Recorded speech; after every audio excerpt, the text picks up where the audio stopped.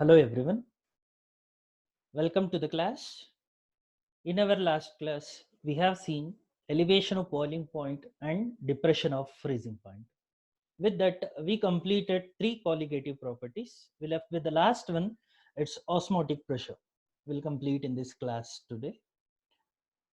Now, before going to osmotic pressure, we'll understand what is osmosis exactly.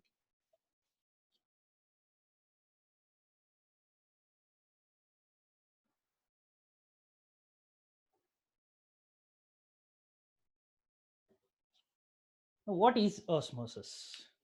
It's a process what we come across in our daily life. Many life situations can be taken as example to understand what is osmosis exactly. Now, within us, all the life needed crucial processes are all osmosis dependent. That is movement of particles from outside to inside the cell or inside to outside the cell. So maintaining of the balances, everything depends on the process of osmosis.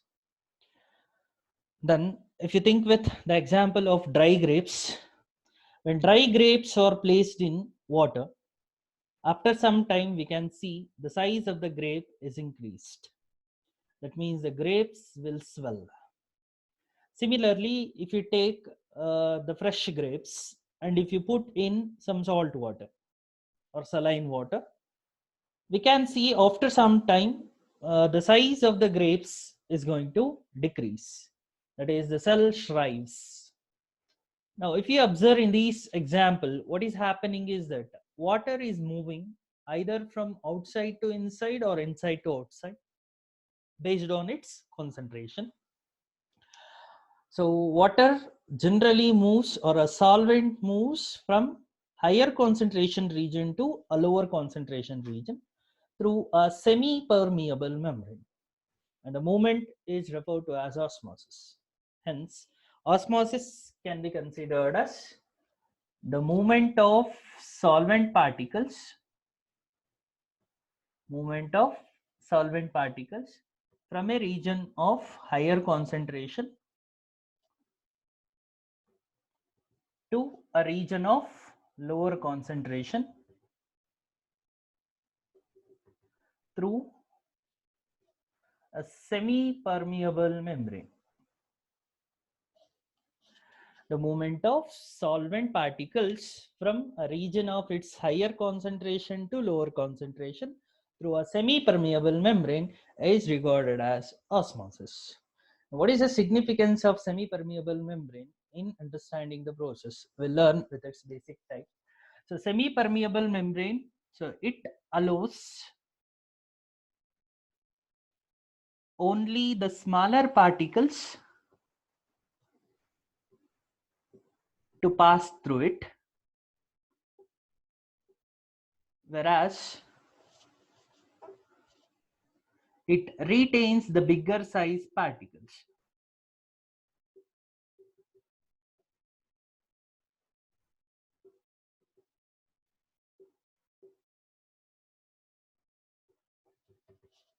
A semi-permeable membrane will allows only the smaller particles to pass through it and will retain the bigger size particle.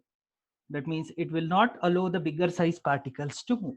In a solution, the bigger size particles will be solute and the smaller size particles will be the solvent. And solvent particles can pass through the semi-permeable membrane, whereas it is retained by the semi-permeable membrane to pass through. So such a selectively permeable membrane which allows specifically the smaller size solvent particles to pass through and will retain the bigger size solute particles is regarded as semi-permeable membrane. So such semi-permeable membranes are of two types to understand. One is natural semi-permeable membrane. Another one, synthetic semi-permeable membrane, the other type. So where it is needed. So with the osmosis process to consider in more efficient and commercially, so on more scale or on larger scale. So synthetic semi-permeable membrane will find their applications. Now, to think with our natural type, so that is the first type, natural semi-permeable membrane. So you can think cell membrane or any animal membrane,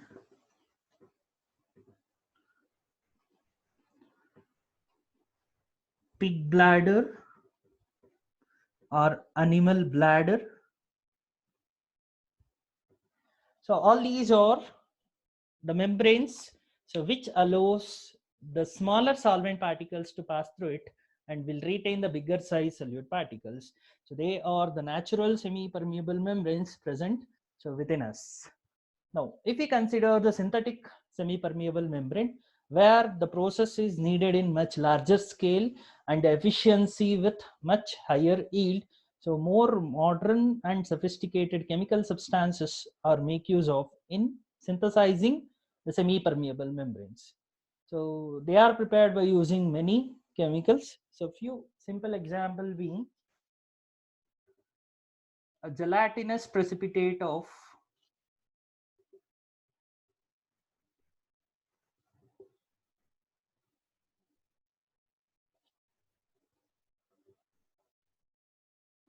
nickel silicate or nickel phosphate or calcium silicate. So all these can be taken as example. So as synthetic semi-permeable membranes. Now this is in brief. So what is osmosis is? Osmosis is the process of movement of solvent particles from a region of higher concentration to a region of lower concentration through a semi-permeable membrane. So semi-permeable membrane which allows solvent particles to pass through it and will retain the bigger size solute particles. Such semi-permeable membrane may be a natural semi-permeable membrane as an example of cell membrane, animal membrane, pig bladder, or synthetic membranes, synthetic semi-permeable membrane, which is generally nickel phosphate, nickel silicate, or calcium silicate, gelatinous precipitate of these chemical substances, so will act as synthetic semi-permeable membranes. So with this, now we'll understand what exactly is osmotic pressure now.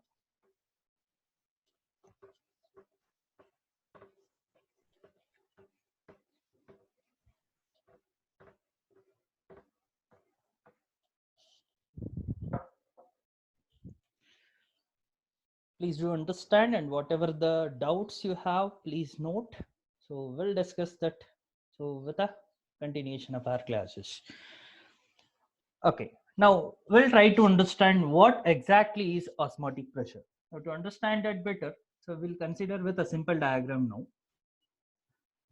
So we'll take two vessels.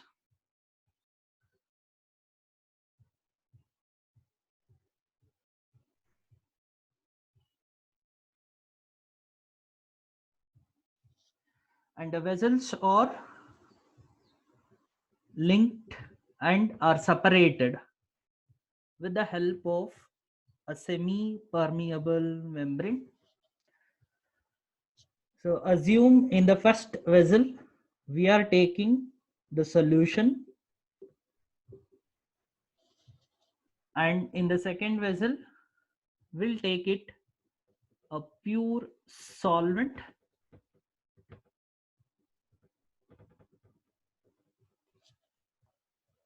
So in one vessel, we'll take solution, and in another vessel, we'll take the pure solvent. Both are separated with the help of a semi-permeable membrane.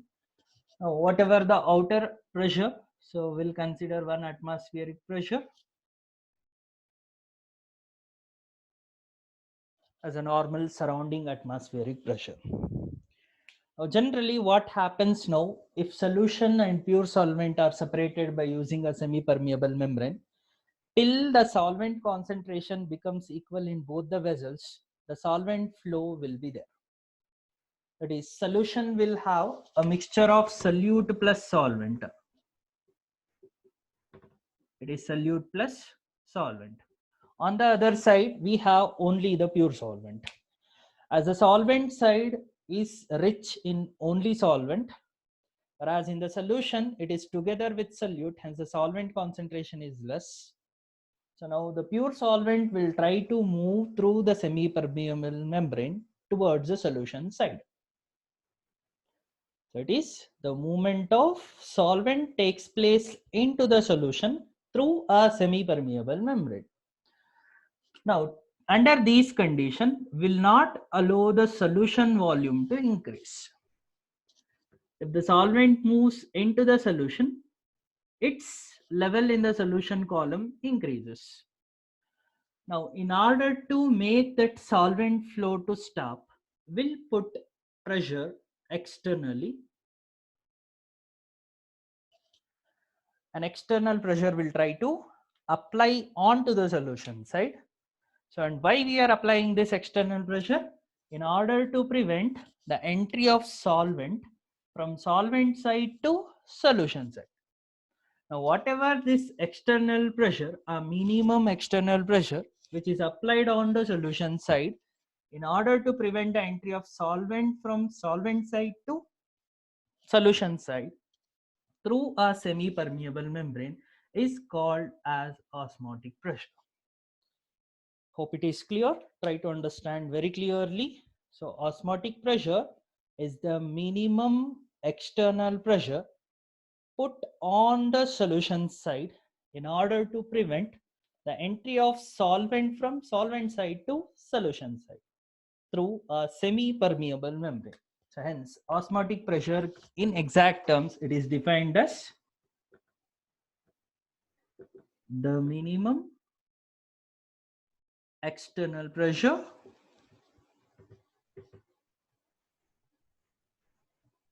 applied on the solution side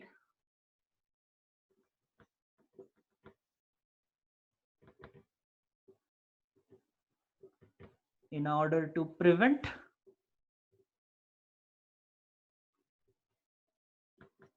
the entry of solvent into the solution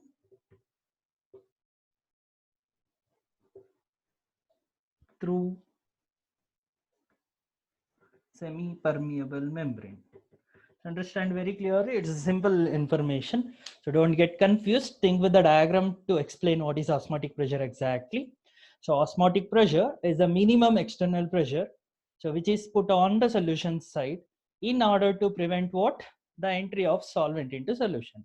So and between which, so a semi-permeable membrane is there, hence so to prevent a solvent into solution through semi-permeable membrane, you are putting the external pressure on solution side. So this external pressure applied is regarded as osmotic pressure. Hope it is clear. Now we'll understand how exactly we can relate osmotic pressure as a colligative property. That is, a measurement of osmotic pressure depends only on the number of solute particles, but not on the nature of solute particles. So we'll proceed with understanding osmotic pressure as a colligative property. Hope this diagram is clear in understanding the osmotic pressure. Now we'll move to understand osmotic pressure as a colligative property.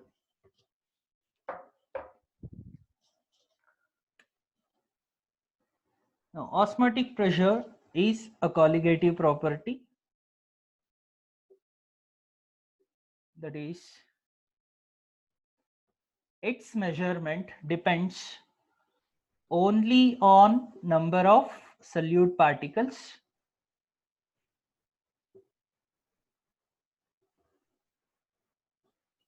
but not on nature of solute particles.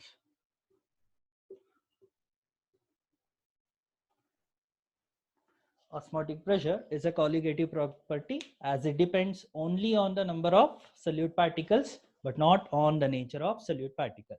Now, to understand this, so we'll consider from the Van 't Hoff information. Van 't Hoff, the scientist, in the year 1887. So he showed osmotic pressure as a colligative property. So by relating a very dilute solution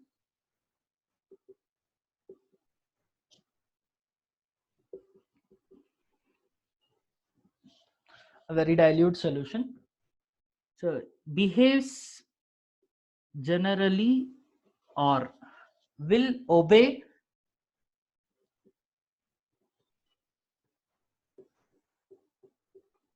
ideal gas equation, that is PV is equal to nRT. That is what we learned in the states of matter.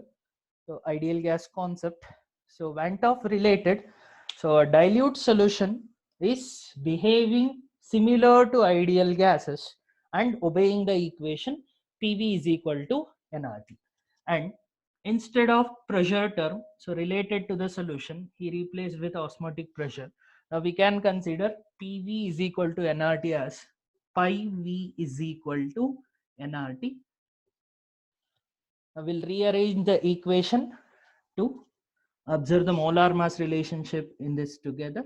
Now pi is equal to N by V R T. As we all know, N is number of moles, V is volume of solution, R is universal gas constant 8.314 joule per mole per Kelvin, and T is the temperature. Now you can recall the concentration term. It is number of moles of solute divided by volume of solution. So we can consider number of moles of solute to the volume of solution as, so it is pi is equal to CRT, where C is the concentration term what we are taking. So that is molarity. The rearranged equation here explains N by V is number of moles of solute divided by volume of solution.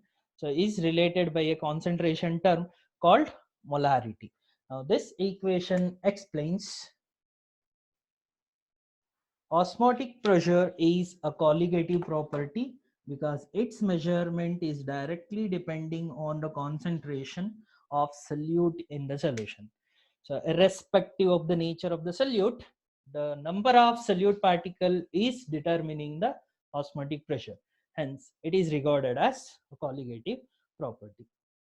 Hope the Van 't Hoff explanation is more clear in relating why osmotic pressure is a colligative property. So it's a simple recall, just observe. So PV is equal to nRT, the ideal gas equation. Van 't Hoff shown the relationship with very dilute solution, and he replaced the pressure term by osmotic pressure now. So pi V is equal to nRT with the rearrangement N by V. So that is expressing the concentration term in terms of molarity. So that is replaced with molarity concentration symbol C. So pi is equal to CRT shows osmotic pressure is directly proportional to concentration of solute in the solution. Now we'll rearrange this equation exactly to calculate the molar mass of solute in the solution. So we'll consider the molar mass calculation. So by using osmotic pressure.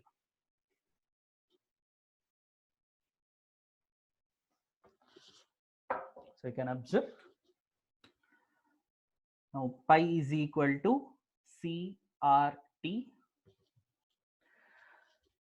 We'll substitute the concentration term as molarity. Pi is equal to number of moles of solute divided by volume of solution in liters, representing the concentration as molarity, RT. So C is molarity. It is number of moles of solute divided by volume of solution in liters. Now we'll rearrange this with the definition of number of moles again. So as we know, number of moles of solute is equal to mass of solute divided by molar mass of solute. So we'll substitute the definition of number of moles in the equation. So it is W2 divided by M2V. So 1000 you can consider in the numerator now. R. So the equation you rearrange to get the molar mass of solute calculation.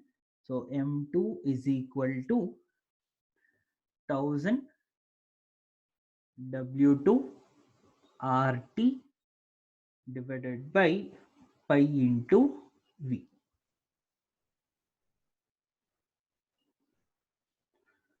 M2 is equal to 1000 W2 RT divided by pi v, so is representing the molar mass of solute to calculate by using osmotic pressure. So if we observe, so W2 represent mass of solute, R represent universal gas constant,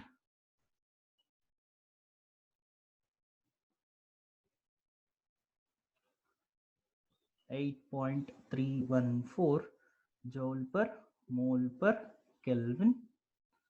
So if the pressure is to be expressed in atmosphere or bar, so this is the SI unit of R.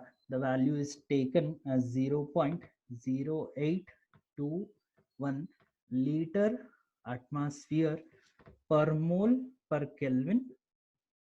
So the value to relate in atmospheric pressure.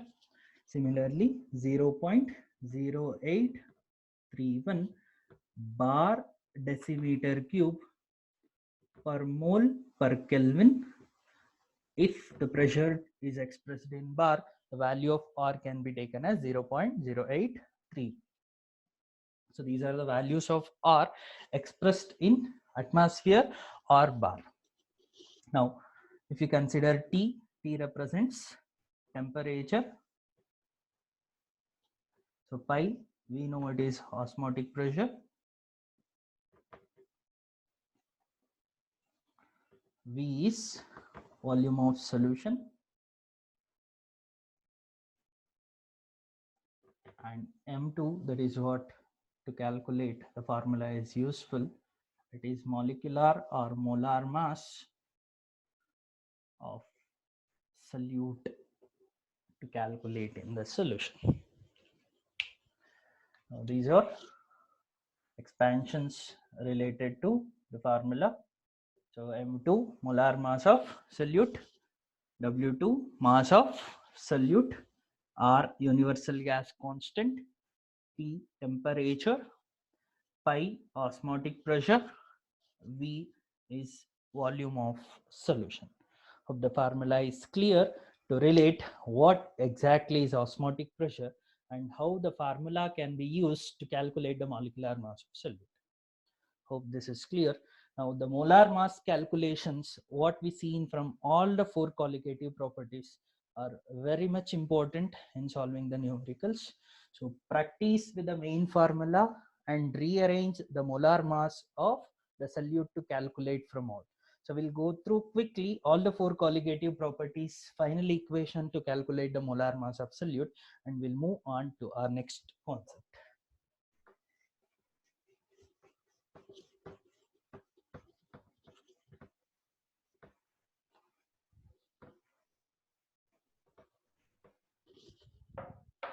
Now, if you consider the first one, RLVP, relative lowering of vapor pressure, which is given as P naught minus P divided by P naught is equal to mole fraction of solute in the solution.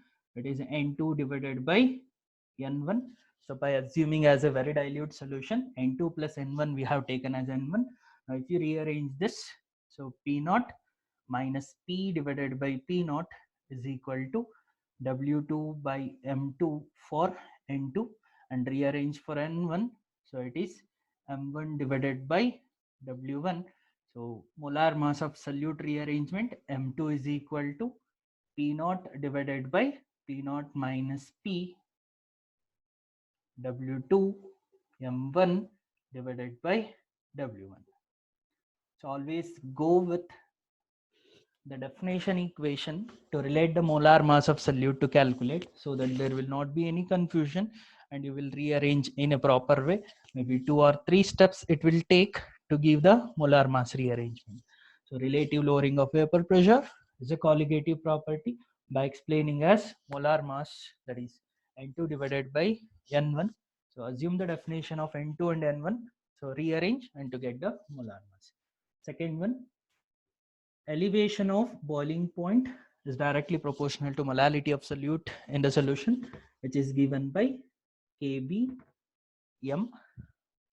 Then substitute with molality definition again. Delta Tb is equal to Kb. So molality is defined as number of moles of solute divided by mass of solvent in kg. As we know, number of moles of solute is mass of solute divided by molar mass of solute. So with the substitution here, it will be, so we'll consider 1000 kb. So N2 is W2 divided by M2 W1. Now you consider the rearrangement for molar mass, that is M2 is equal to 1000 kb W2 divided by M2 into W1. So again, remember with its definition equation till the rearrangement of molar mass. When you are observing or learning this, remember the difference of this with depression of freezing point. So delta TB is TB minus TB naught. TB is the boiling point of solution, TB naught is the boiling point of pure solvent. So this is the main difference with elevation of boiling point and depression of freezing point. Remaining rearrangements will be almost same. So then the third one, it is delta TF.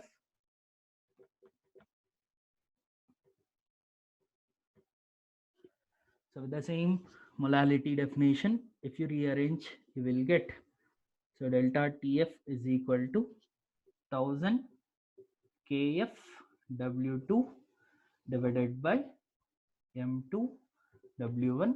And if you rearrange for molar mass of solute, now M2 will be equal to 1000 kf W2 divided by, it is, here there is a mistake, you can correct it, it is delta TB, here it will be delta TFW. A simple rearrangement, interchange M2 and delta TF, delta TB and M2 in the rearranged form. And the last one now, so again here to differentiate with elevation of boiling point, so delta TF is TF naught minus TF, that is freezing point of pure solvent to the freezing point of solution. So delta TB is TB minus TB naught, delta TF is TF naught minus TF, but their final form you can consider both are same. So where KB is there, here KF. So where delta TB is there, here you need to replace with delta TF. TB with TF, KB with KF. Now we'll consider the last one, what we discussed now, it is osmotic pressure. So pi is equal to CRT with the rearrangement of concentration as molarity. Pi is equal to N2 RT by volume of the solution in liter. Rearrange this. So pi is equal to W2000 RT divided by M2 into V. So rearrange for molar mass. M2 will be equal to 1000 W2 RT divided by pi V. Now, these are the final equation forms by using all the colligative properties to calculate their molar mass. So try to practice the molar mass rearrangements for all the colligative properties very clearly. So which is our very important 3-mark definite numerical problem for the final exam. So will be easy. Remember their definition. So main definition relating equation, then expansion with simple concentration definitions, either molality or molarity in this case, or with the fundamental definition of number of moles of solute. So these are the 4 colligative properties to be remembered with their important definitions as well as molar mass rearrangements. Now with this, we'll go for our next concept. So we left with a small overlapping concept of osmotic pressure. Now that will complete and we'll consider our last concept. Now to focus on few extended concepts of osmotic pressure. So we'll classify the solutions as hypertonic, hypotonic and isotonic solutions.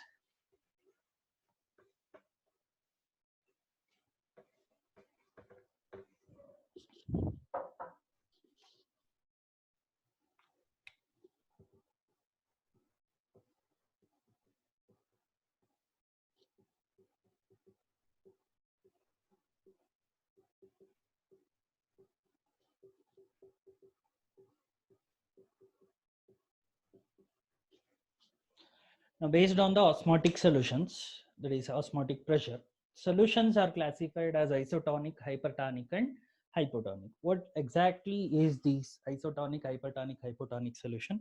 We'll try to learn. We'll take the first one. So in isotonic solution, if you take the two solutions, you're going to observe their osmotic pressures as same. Assume pi 1 is the osmotic pressure of first solution, pi 2 as the osmotic pressure of the second solution. If the two solutions osmotic pressure is same, then there is no movement of solvent particles takes place. So between the two solutions, as a result, the solution is considered as isotonic. So when we are discussing this, we'll concentrate mainly with osmotic pressure, how we can relate the definition, and we'll concentrate with the example to understand the type.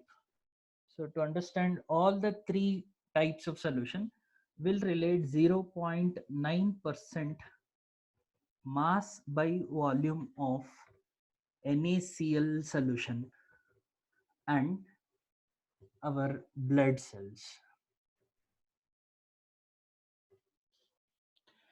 Now, whatever this concentration I specified now, 0.9% NaCl by mass by volume, is isotonic with our blood cell. That means if you take the blood cells and if you put in 0.9% NaCl solution, so movement of solvent will not takes place. So because they are isotonic with each other, as a result, the cell size, so if it is same,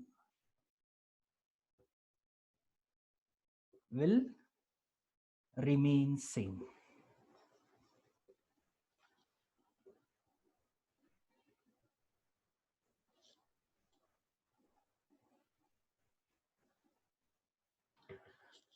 So in isotonic solution, if the two solutions are having same osmotic pressure, then they are called as isotonic with each other.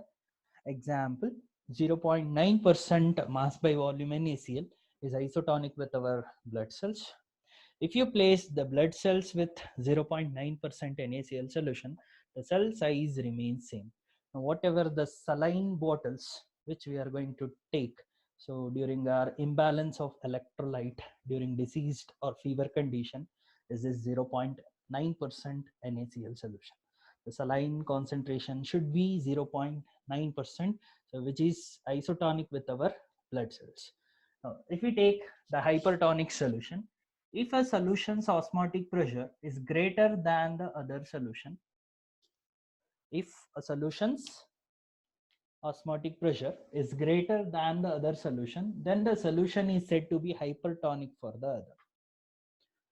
So hypertonic solutions are those in which a solution has a greater osmotic pressure than the other solution.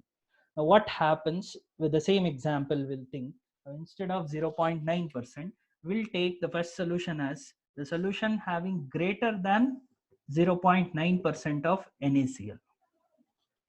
Now 0.9% NaCl greater solution explains that solute is more, solvent is less. Greater than 0.9% NaCl solution will have more concentration of solute and less concentration of solvent when related with isotonic nature of 0.9%. As a result, if you place the blood cells now with greater concentration of 0.9% NaCl solution, so blood cell solvent is more when compared to 0.9% NaCl. Hence, from cells, water will move out.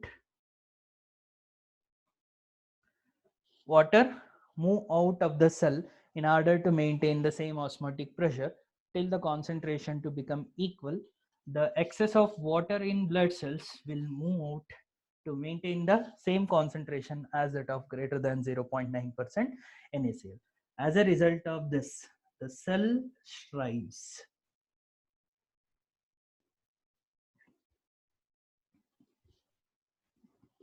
that is cell size decreases.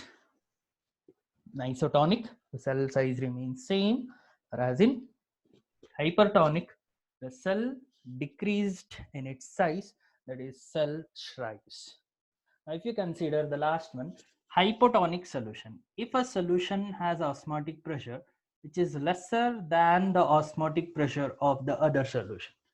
If a solution has lesser osmotic pressure than the other solution, then it is called as hypotonic solution. Again, we'll think with the same example, but the concentration of NaCl will take lesser than 0.9% NaCl solution. As the concentration is less than 0.9% mass by volume, now solute is less, solvent is more with respect to isotonic solution. It's not with respect to all, it's with respect to isotonic nature of 0.9%. If you relate, solute is less and solvent is more. Now if you take the blood cells now, and if you put it in the osmotic pressure related hypotonic solution, now what happens? As a cell solvent is less when compared to 0.9% NaCl, so whose solvent is more, will move into the cell, that is water enters to the cell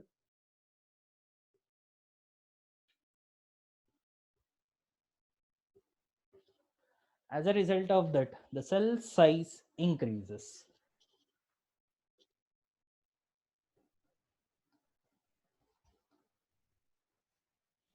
The blood cells will increase their size. Now it's simple. Think with a simple common concentration observation. The osmotic pressure are same, the solvent movement will not take place. If osmotic pressure is greater than the other, so solvent will move from higher concentration to lower concentration. The osmotic pressure is lesser than the other, again the same process, solvent moves from its higher concentration to lower concentration. As a consequence on the cell size, if you consider, so in isotonic, the cell size remains same. In hypertonic solution, cell loses its water and will shrives or will shrink. Whereas in the hypotonic solution, it increases its size, that is, it is going to swell. So that is the consequences of the cell if it is placed in the respective type of the solution. Now, so with this understanding, we'll complete the osmotic pressure concept with the extended reverse osmosis process.